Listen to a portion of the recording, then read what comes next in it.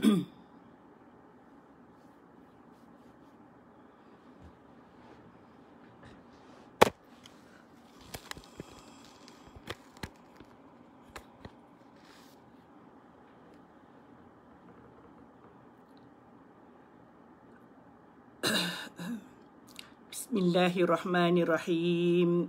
Assalamualaikum warahmatullahi ta'ala wabarakatuh.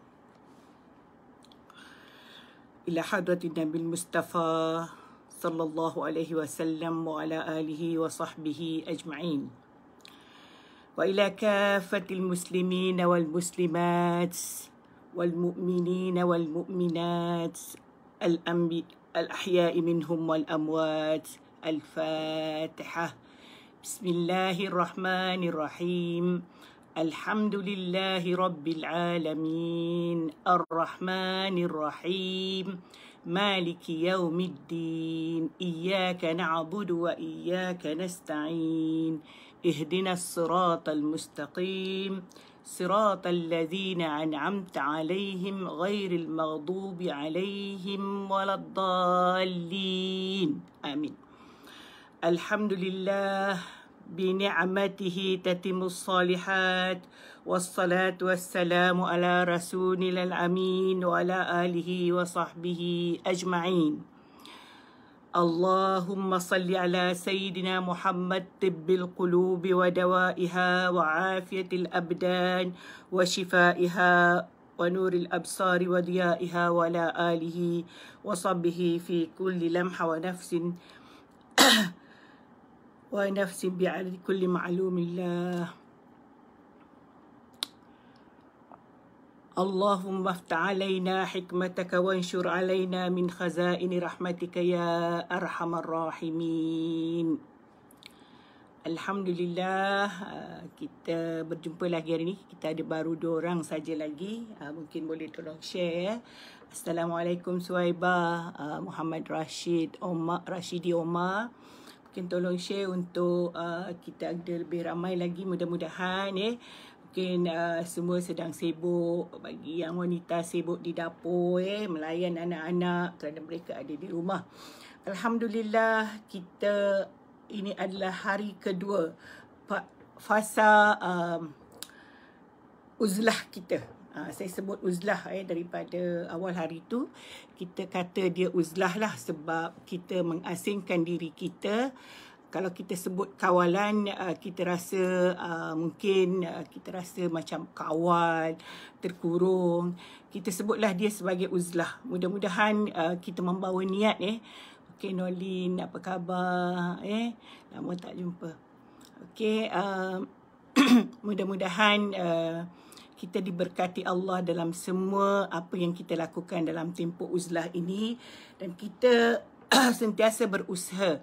Mudah-mudahan apa yang kita lakukan pada masa ini sentiasa dalam keredaan Allah, sentiasa dalam keberkatan Allah, sentiasa kita sambil kita berdoa, mudah-mudahan wabak yang kita hadapi hari ini, ketakutan, kegerunan yang kita alami hari ini akan berlalu dan Allah akan angkat kembali. Beberapa mungkin semalam atau dulu semalam saya ada masukkan doa Ya Allah, kalaulah ujian ini adalah sebagai tanda kasih-Mu kepada kami, maka berilah kesabaran, berilah keredaan kepada kami untuk menghadapinya, dan sekiranya dia merupakan kemurkaan-Mu ya Allah, maka ampunilah segala dosa-dosa kami, rahmatilah kami. Kami cuba memperbaiki, kami berusaha untuk memperbaiki diri ya Allah. Ya Allah, berilah kami petunjuk, berilah kami hidayah. Mudah-mudahan apa yang kami lakukan, kesalahan-kesalahan sebelum ini kami tinggalkan. Timbullah kesedaran dalam hati kami semua. Ya Allah, permudahkanlah segala urusan mereka yang bertanggungjawab untuk kami, untuk memutuskan rantaian COVID-19 ini. Mereka yang berada di barisan hadapan pendaharalah mereka, ya Allah, berikanlah ketenangan kepada mereka, kepada semua para penyumbang, kepada pemerintah kami yang bijaksana. Mudah-mudahan terus mereka mengambil langkah yang tepat dan sewajarnya, ya Allah. Okey, itulah doa kita pada pagi yang mulia ini. Dan kita hari ini kita berada pada 8 Syaban. Berarti kita hanya ada 21 hari lagi untuk sampai ke gerbang, ke pintu Ramadan. Mudah-mudahan Allah beri kita kesihatan, Allah beri kita usia untuk sampai ke Ramadan itu, untuk sampai kepada satu ibadah yang diwajibkan bagi setahun sekali. Terima kasih kepada semua yang ada. Kita ada Ainun Mahani, ada Abu Karimil Khaddad, ada Nur Wahida, Nur Syufaati, Rokia Muhammad. Mudah-mudahan semua yang ada ni dan yang akan turut serta ini boleh share. Mudah-mudahan kita dapat walaupun saya katakan kita sudah berulang kali mendengar tadabbur, mengikutinya, tapi setiap kali sebenarnya kita menghadap satu majlis ilmu, pasti kita akan mendapat sesuatu yang baru, mesti kita mendapat satu peringatan. InsyaAllah kita diberkati oleh Allah Subhanahu Wa Taala. Dan untuk pembukaan juga, saya ulang sekali lagi, kita terus positif, terus mengharapkan mengharapkan rahmat Allah. Kita jangan la taqnatu min rahmatillah. Jangan putus asa daripada rahmat Allah Subhanahu Wa Taala. Jangan kita kata, oh sekarang dunia dah macam ni, dunia dah tak ada. Tidak. Kita beramal sebagaimana kita akan mati tidak tahu bila. Dan kita berusaha untuk dunia kita sampai kita ketahui bila pula kita akan pergi. Itu pepatah Arab ada menyatakan begitu. Jadi kerana kita perlukan dunia untuk hidup di akhirat. Kita perlu beramal di dunia untuk sampai ke akhirat.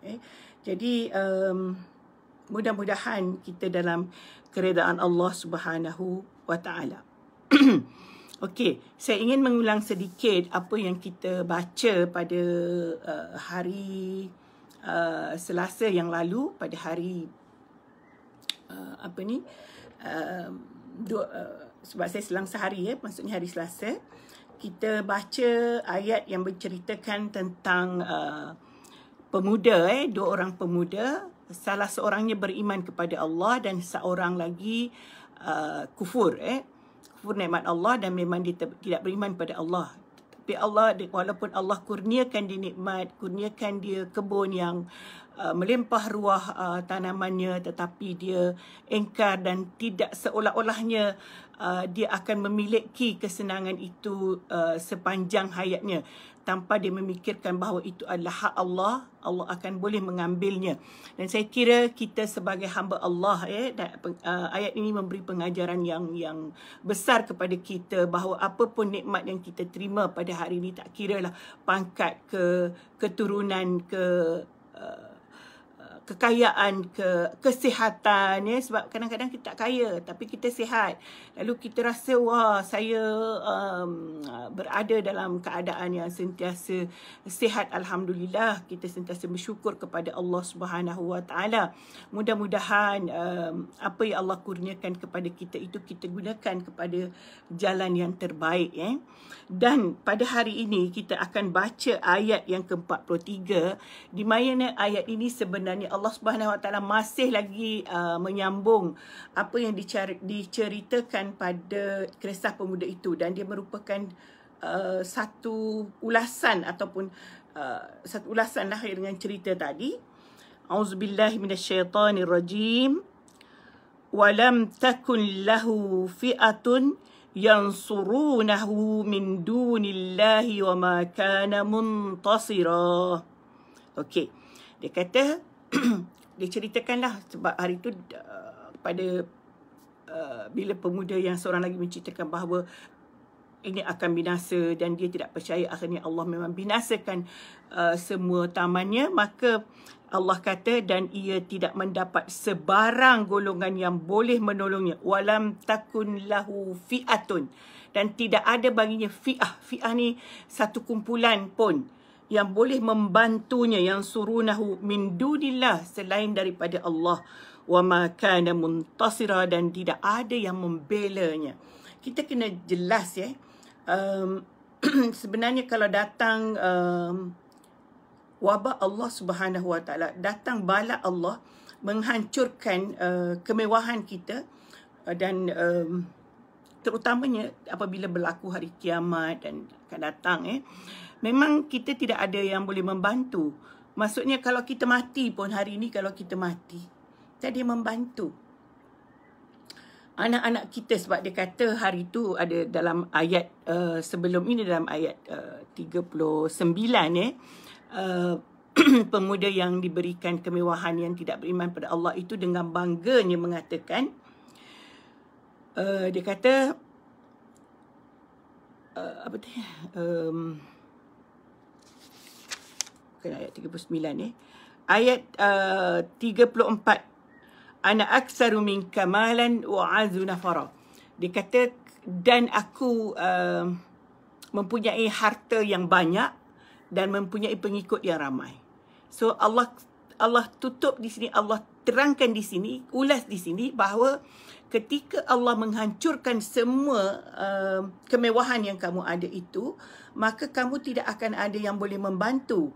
Harta kamu pun tidak boleh membantu kamu.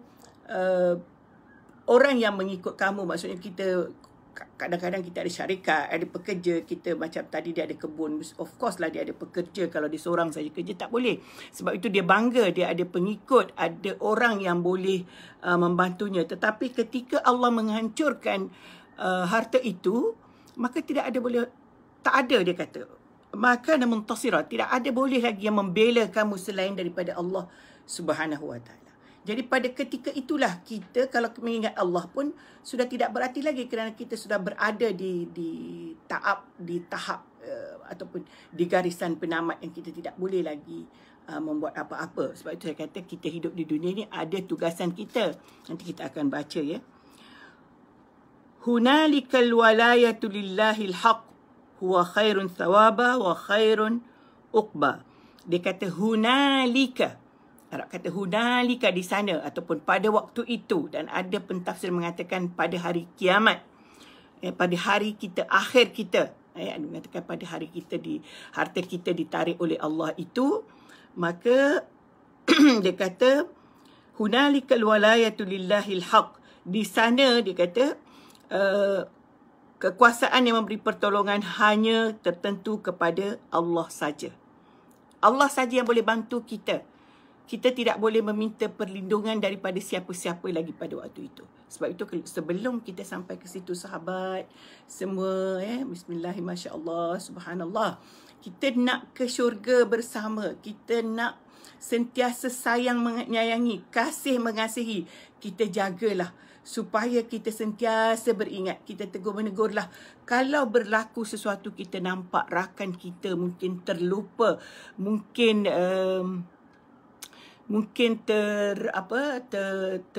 teralpa, maka kita ingatkan bahawa apabila Allah tarik itu semua sekali, maka di sana tidak ada satu kuasa melainkan kuasa Allah.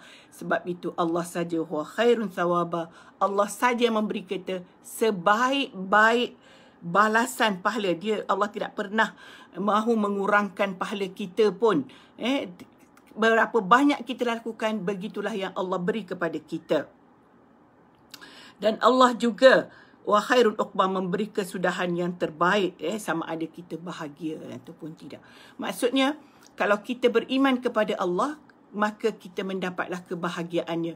Kalau tidak, kita akan kecewa dan kita tidak akan boleh lagi kembali untuk mengatakan okey, saya nak buat baik semula dan sebagainya, ya.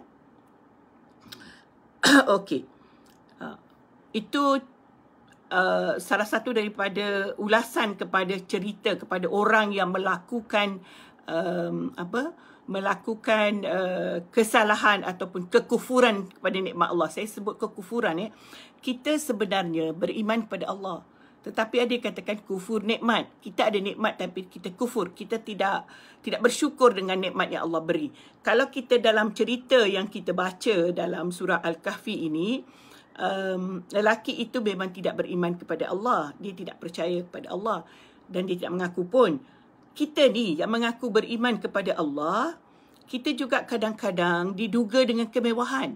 kita juga boleh jadi bukan diduga dengan wabak, dengan virus corona ni saja merupakan ujian kepada kita.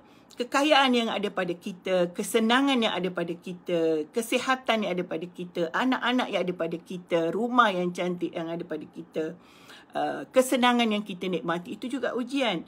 Apabila kita tidak mensyukurinya, apabila kita tidak menggunakan kepada yang sepatutnya, maka dia menjadi bala kepada kita. Kerana apabila sampai masanya begini, maka kita tidak boleh lagi mengundur untuk mengatakan, okey, saya nak balik semula hidup di dunia untuk beramal, untuk menggunakan harta yang Allah beri kepada saya pada jalan yang terbaik, untuk membuat sesuatu dengan kesihatan yang Allah beri kepada saya. Alhamdulillah. Hari ini saya harap semua sihat-sihat. Saya pun alhamdulillah sihat. Saya amat syukur bila Allah beri saya kesihatan, saya bonda dapat berkongsi pada semua sahabat syurga sekalian. Mudah-mudahan menjadi asbab kita sama-sama ke syurga. Okey. Dan seterusnya dalam ayat yang ke-45, okey, Allah beri lagi perumpamaan. Yang lepas tu perumpamaannya kepada kepada lelaki yang mempunyai kebun tadi. Sekarang Allah beri perumpamaan, dia kata وَضَرِبَ لَهُمْ مَثَلَ الْحَيَاةِ الدُّنْيَا كَمَاءٍ أَنزَلْنَاهُ مِنَ السَّمَاءِ فَاخْتَلَطَ بِهِ نَبَاتُ الْأَرْضِ فَأَصْبَحَ هَشِيمًا تَذَرُوهُ الرِّيحُ. Dia kata Allah buat perumpamaan, sebenarnya kehidupan di dunia ini, kehidupan kita di dunia ini sama ada mewah, ada kadang-kadang mewah ini pun dia adalah suatu yang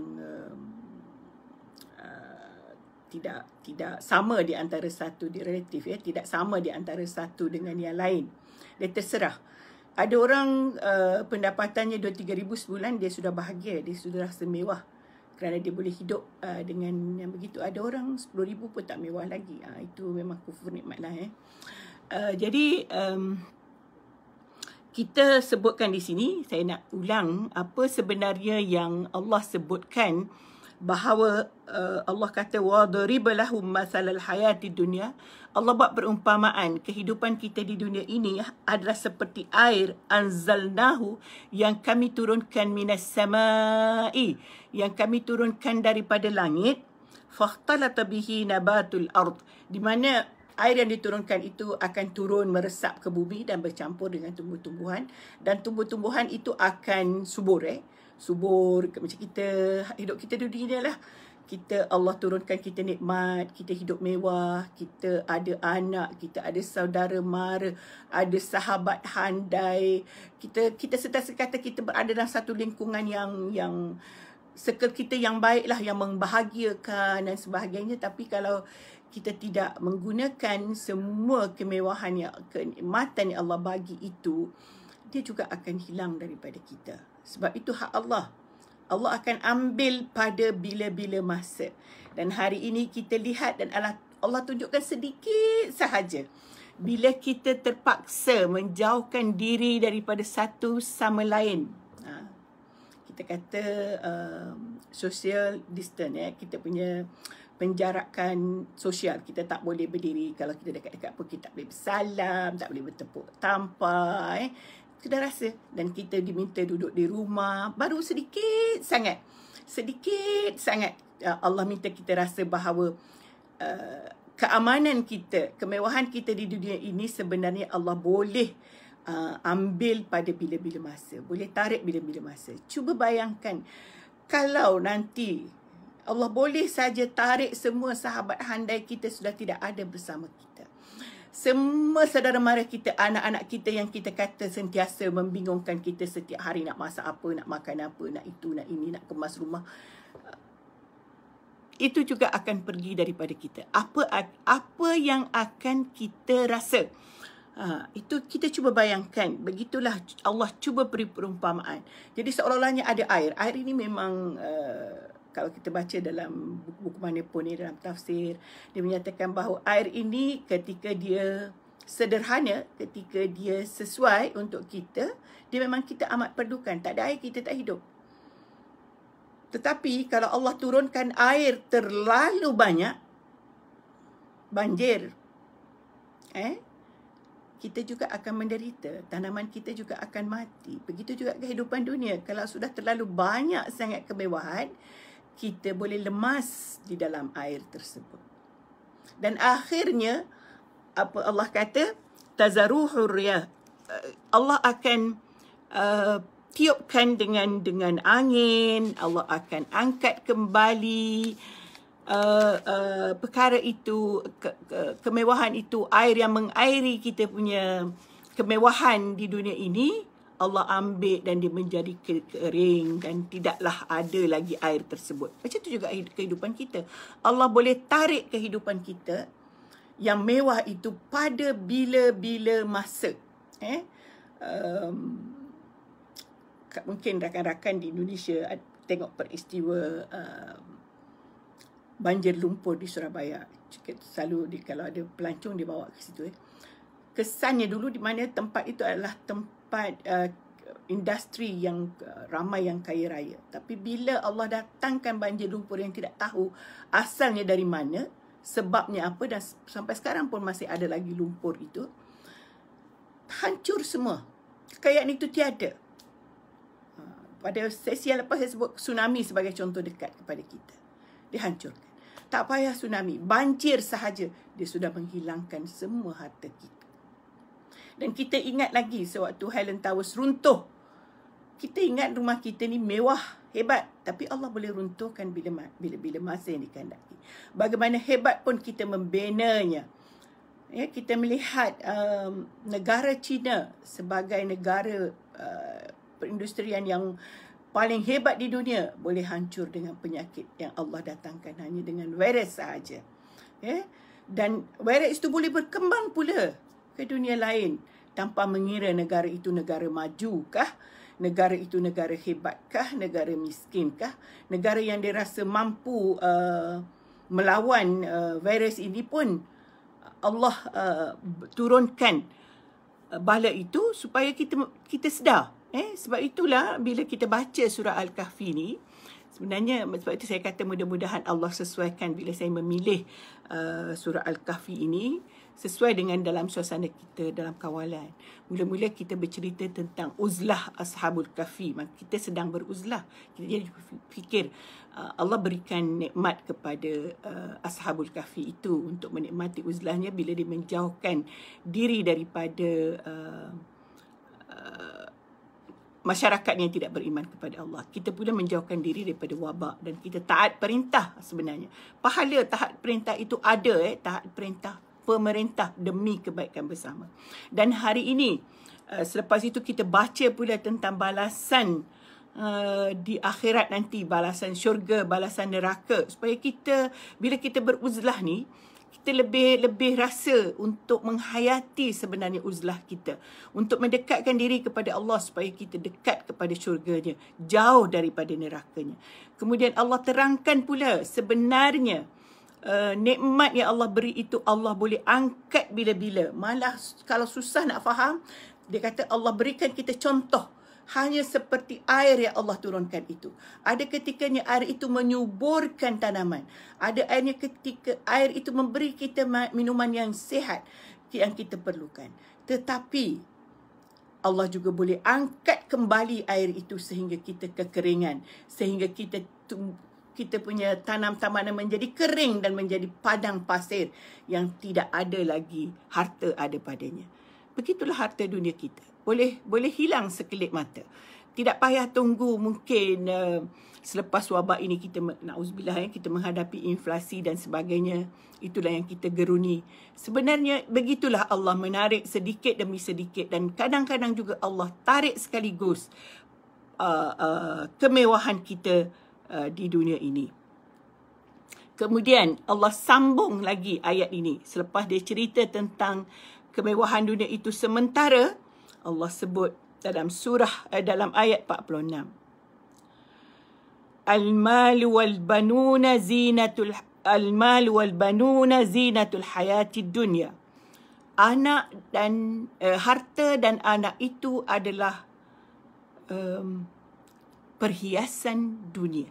Perhiasan di dunia saja, bukan di akhirat. Nanti saya akan cerita bagaimana nak jadikan di perhiasan akhirat. Wal baqiyatus salihatu khairun inda rabbika sawaban wa khairun amala.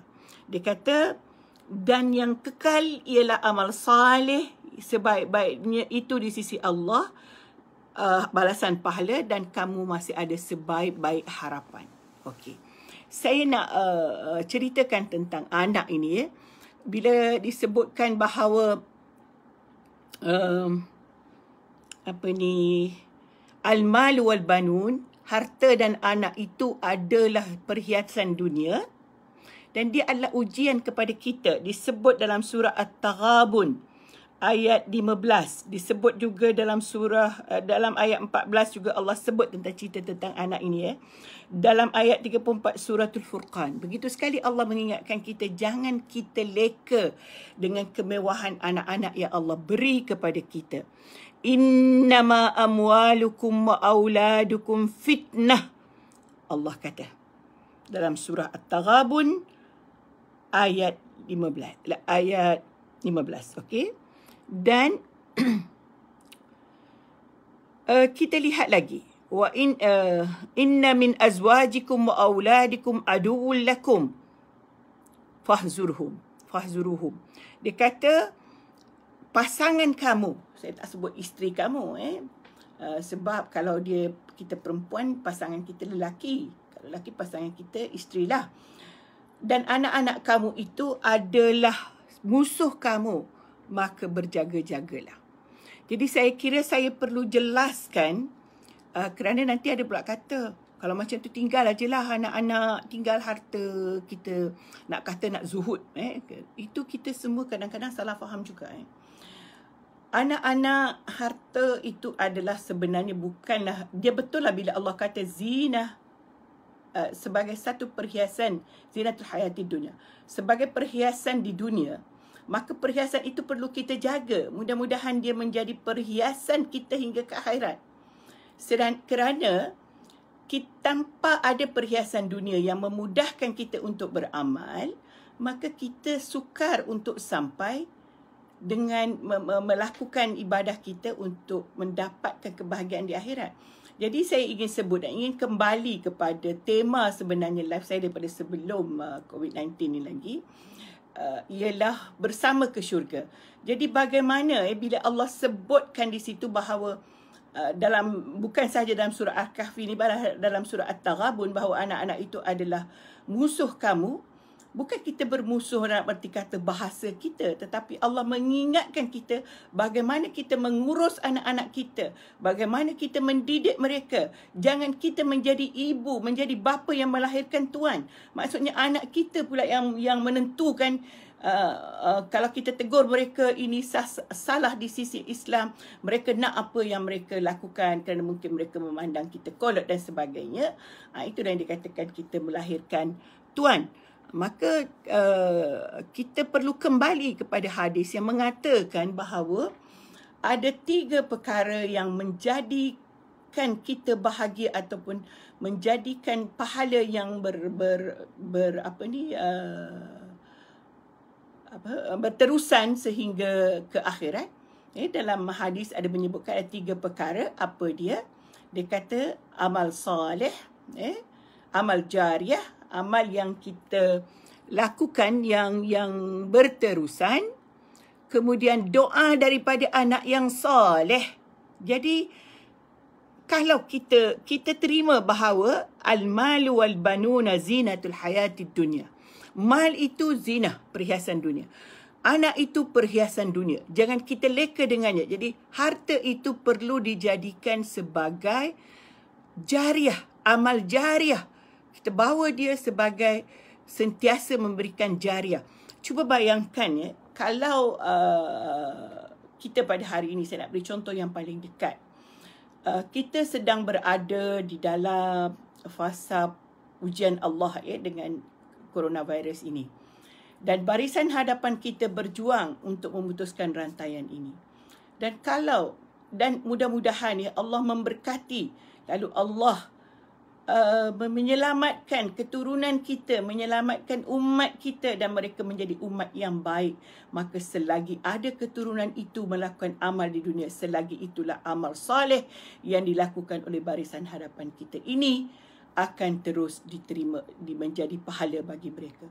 Begitu juga bagi kita yang membantu. Kalau kita membantu, menghulurkan bantuan, mendirikan derma untuk membantu mereka makanan, peralatan, pakaian dan sebagainya yang mereka perlukan sangat pada hari ini, maka itu juga menjadi amal salih yang berterusan, amal jariah yang berterusan. Kadang-kadang kita fikir amal jariah yang berterusan ini hanya bina masjid, itu memanglah sebahagian besarnya, bina surau dan sebagainya. Tetapi apa sahaja yang kita sumbangkan dan hasilnya itu boleh membawa kepada kebaikan hingga bila-bila, maka dia menjadi amal jariah. Jadi mal itulah, al-mal yang dikatakan zinatul hayati dunia itu akan menjadi perhiasan di akhirat pula. Begitu juga al-banun, anak-anak kita, keturunan kita. Kalau kita beri mereka ilmu, pendidikan yang betul dan mereka menjadi anak yang baik, doa mereka akan menjadi mengalirkan pahala kepada kita sepanjang walaupun kita sudah setelah tiada lagi, walaupun kita telah berada di dalam genggaman bumi, arwah dah kita masih lagi, itulah yang berterusan. Begitu juga ilmu yang kita manfaatkan. Sebab itu kita berusaha menyebarkan ilmu. Allah pinjamkan kita sedikit ilmu. Saya selalu sebut bila saya nak live, Allah pinjamkan sedikit ilmu. Dan bukanlah ilmu yang saya kata ini banyak, sebab mungkin saya tidak menganggap begitu. Tetapi apabila saya kongsi, mungkin saya akan bertambah. Dan anda juga bila anda share kepada rakan-rakan, anda terima dengan baik. Mudah-mudahan Allah beri hidayah dan Allah perluaskan lagi. Anda berhajat lagi untuk menambahkan ilmu anda, cari lagi seberapa banyak yang lain. Maka ilmu anda akan berterusan dan akan menjadi amal jariah kepada kita semua. Maka itulah yang dikatakan kita mahu bersama ke syurga. Dan di situlah timbulnya yang dikatakan kasih sayang sentiasa bersama-sama, sayang menyayangi, mahu menjauhkan diri daripada api neraka. Pukul berapa dah saya tak nampak pula jam. Okey. Kita sambung lagi sikit. Dan ayat yang ke-47. Di sini Allah peringatkan kita bila berlakunya hari akhirat, hari kesudahan, hari kiamat nanti. Allah kata, wa yawma nusayyirul al-jibala wa taral arda barizatan. Ketika Allah tonggang terbalikkan, Allah nak tunjukkan kita supaya kita boleh bayang bagaimana perkara itu berlaku.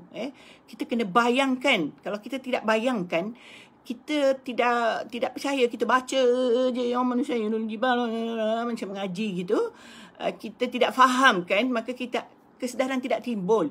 Biarlah kita baca, memang kita dapat pahala membaca Quran, tetapi alangkah banyak pahalanya dan berkesan kita kalau kita baca wa yauma nusayyirul jibal, dan pada hari Allah, ingatkan pada hari kami bongkar dan terbangkan gunung ganang, wataral arda barizatan, dan kamu akan lihat bumi ini secara jelas.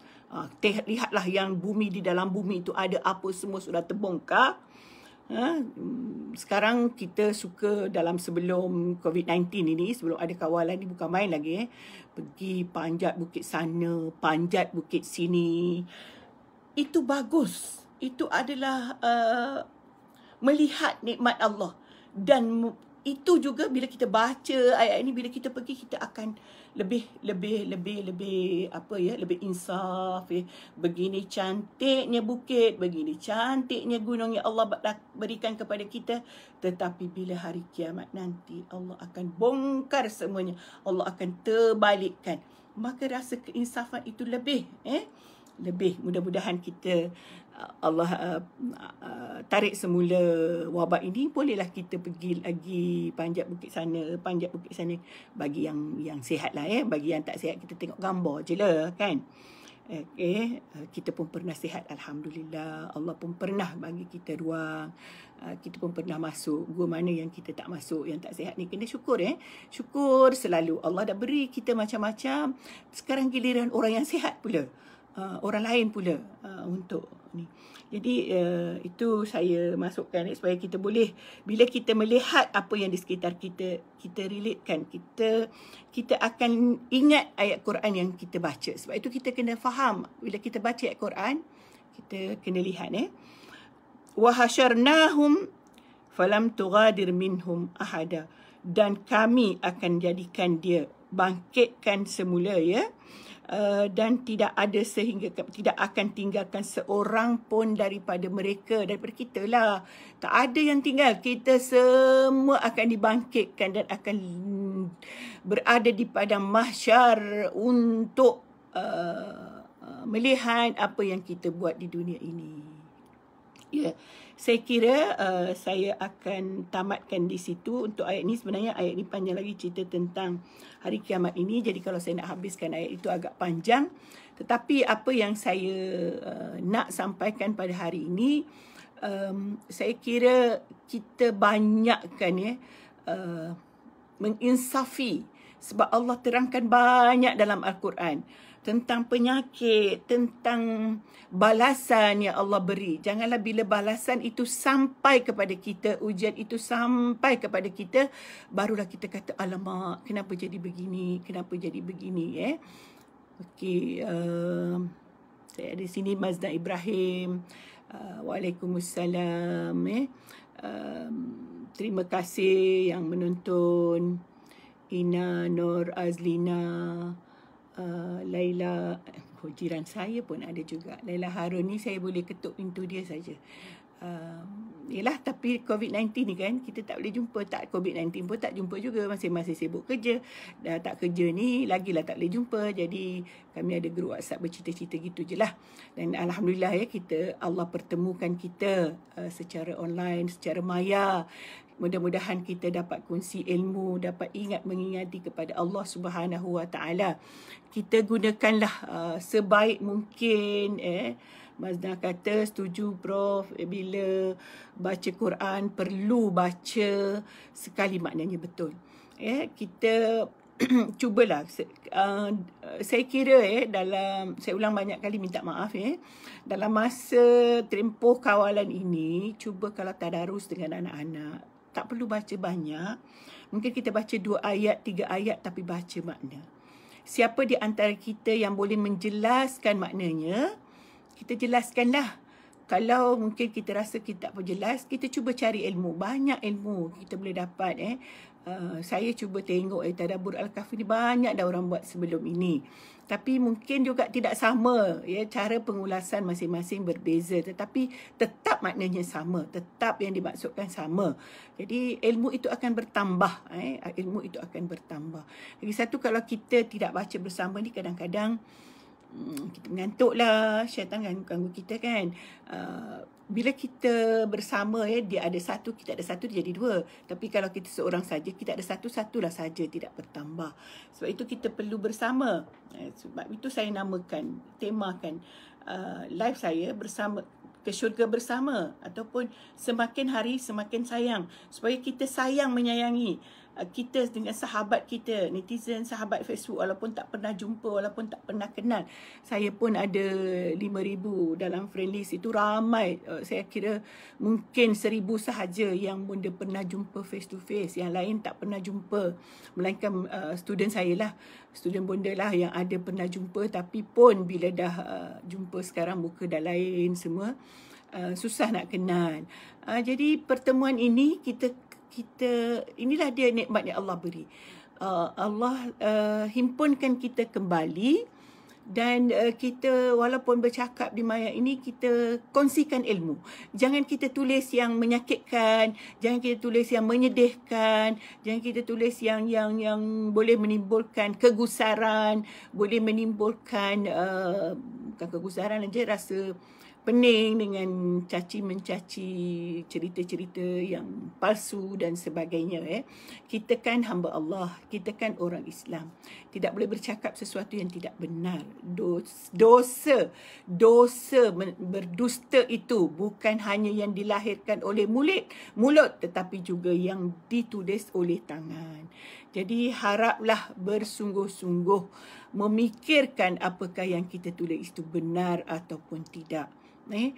Kita jangan kata apa pedulikan saya, ya. Kita nanti bila kita mati, kubur kita asing-asing.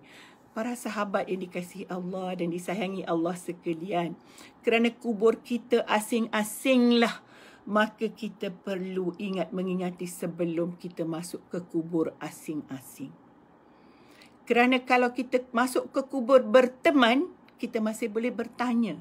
Tetapi siapakah teman kita di kubur itu nanti, kita tidak tahu lagi. Adakah teman kita malaikat yang meluaskan dan melapangkan kubur kita, ataukah kubur kita itu bertemankan ular yang mencucuk di sana sini dan sebagainya. Na'udzubillahi min zalik. Masya Allah. Kita takut, ya Allah.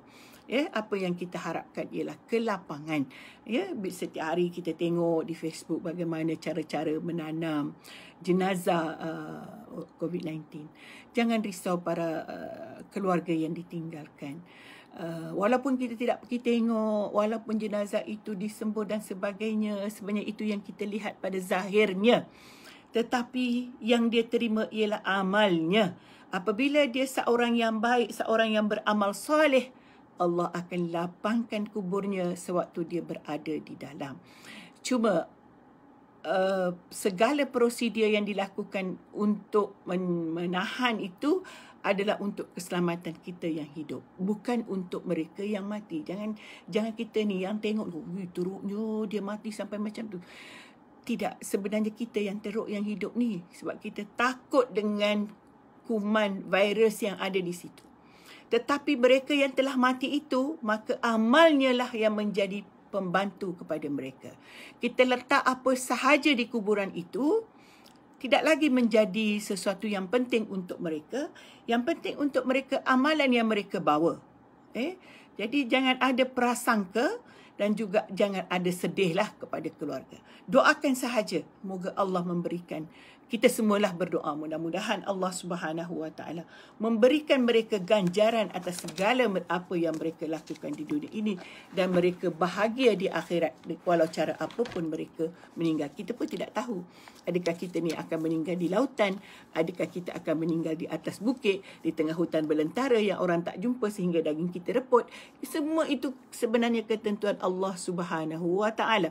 So kita tak tahu cara mati kita bagaimana. Jadi kita masa hidup ni, kita pelihara sahajalah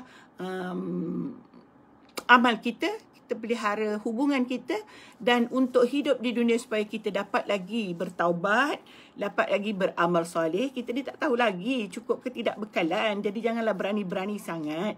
Bila dikatakan virus itu boleh berjangkit kalau kita keluar mendedahkan diri di luar, maka kita lebih baik kita duduk di rumah beramal. Kerana kita belum tentu kita cukup amal untuk bertemu Allah, ya. Dan bukan maksudnya kita tidak takut Allah maka kita takut pula virus itu, tidak. Virus itu Allah jadikan untuk duga kita. So kita pandai-pandailah menghadapi dugaan Allah Subhanahu Wa Taala. Okey.